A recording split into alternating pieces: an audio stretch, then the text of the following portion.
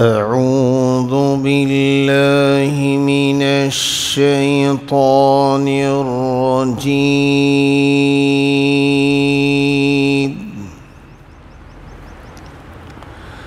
بسم الله الرحمن الرحيم.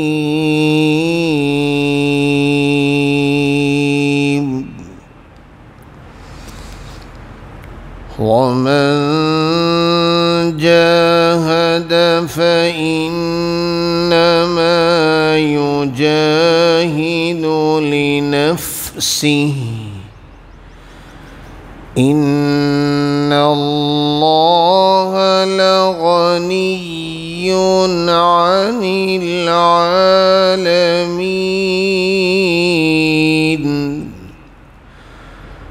والذين آمنوا وعملوا الصالحات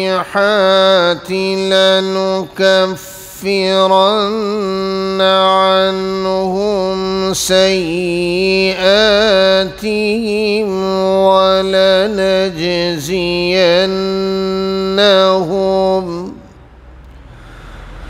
ولنجزينهم أحسن الذي كانوا يعملون.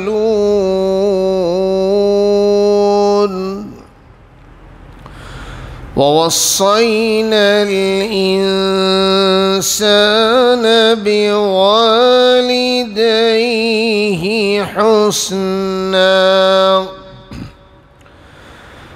وإن جاهداك لتشرك بما ليس لك به علم فلا تطعهما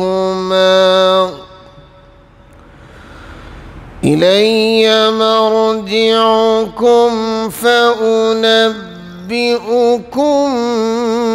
بما كنتم تعملون.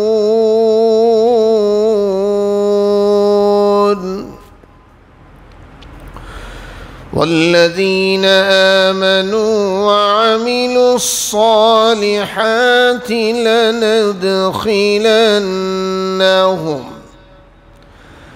والذين آمنوا وعملوا الصالحات لندخلنهم في الصالحين.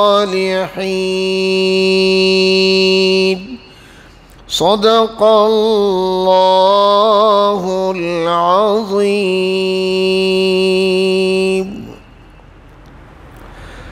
पनाह में आता हूँ मैं अल्लाह की शैतान मरदूद के शर से। शुरू अल्लाह के नाम से जो सब पर मेहरबान है, बहुत मेहरबान है। सूरतुल अनकबूत की आयत नंबर 6 से आयत नंबर 9 तक तिलावत की गई।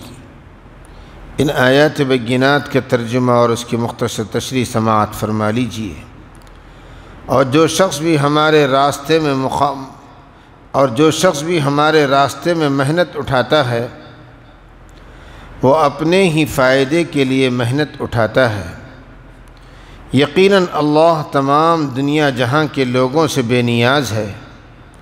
और जो लोग ईमान ले आए हैं और उन्होंने नेक अमल किए हैं, हम उनकी ख़ताओं को ज़रूर उनसे झाड़ देंगे और जो अमल वो करते रहें उनका बेहतरीन बदला इन्हें ज़रूर देंगे।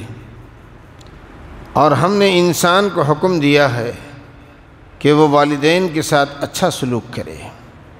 और अगर वो तुम पर ज़ोर डालें कि तुम मेरे साथ किसी ऐसे माबूद को शरीक ठहराओ जिसके बारे में तुम्हारे पास कोई दलील नहीं है, तो उनका कहना मत मानो, मेरी ही तरफ तुम सबको लौट कर आना है।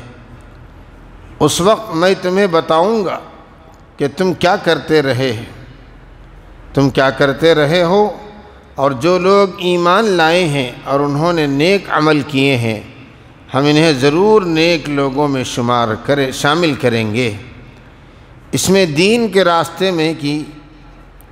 راستے میں کی ہوئی ہر محنت داخل ہے، چاہے وہ نفس اور شیطان کا مقابلہ کرنے کی محنت ہو، یا تبلیغ و دعوت کی محنت، یا اللہ کے راستے میں جہاد کرنے کی محنت۔